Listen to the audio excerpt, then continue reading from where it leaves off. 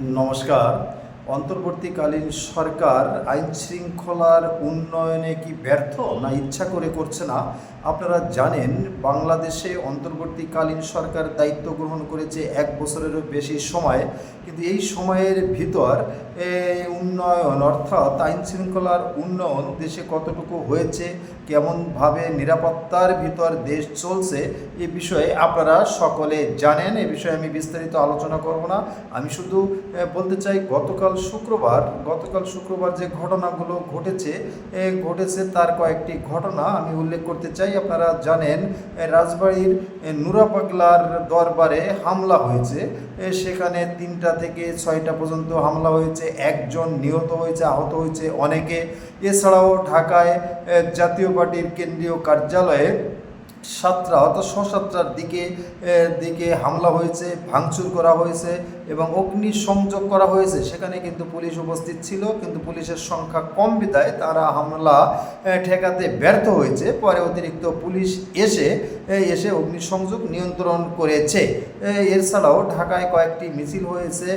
আওয়ামী লীগের নেতাকর্মীরা মিছিল দিয়েছে ধানমন্ডির দিনের এবং তেজগাঁ শিল্পা অঞ্চলে আওয়ামী লীগের নেতাকর্মীরা মিছিল দিয়েছে অর্থাৎ বিক্ষোভ মিছিল করেছে। সেখান থেকে 7 জনকে গ্রেপ্তার করাও হয়েছে। জাতীয় পার্টির কার্যালয়ে ভাঙচুর বা অগ্নিসংযোগের ঘটনায় কাউকে গ্রেপ্তার করা হয়েছে বলে আমরা এখন পর্যন্ত কোনো খবর পাই নাই। সব কিছু মিলে আইন শৃঙ্খলা প্রত্যেক দিন উন্নয়ন হওয়ার কথা, কিন্তু আইন শৃঙ্খলার উন্নয়ন তো হচ্ছে না, বরং আরও অবনতি হচ্ছে। আপনারা জানেন নির্বাচন সামনে, খুব দ্রুত নির্বাচন অর্থাৎ আগামী বছর নির্বাচন হতে যাচ্ছে আগামী 2026 সালের ফেব্রুয়ারি মাসে, কিন্তু নিয়ম শৃঙ্খলা যেভাবে উন্নয়ন হওয়ার কথা সেখানে কিন্তু উন্নয়ন হচ্ছে না।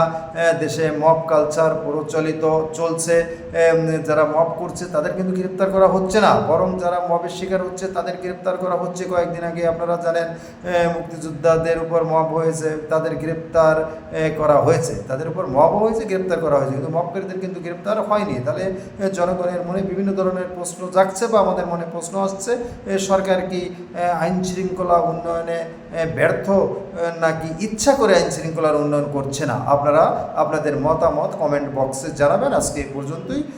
সকলে ভালো থাকবেন, নিরাপদে থাকবেন, সুস্থ থাকবেন। নমস্কার।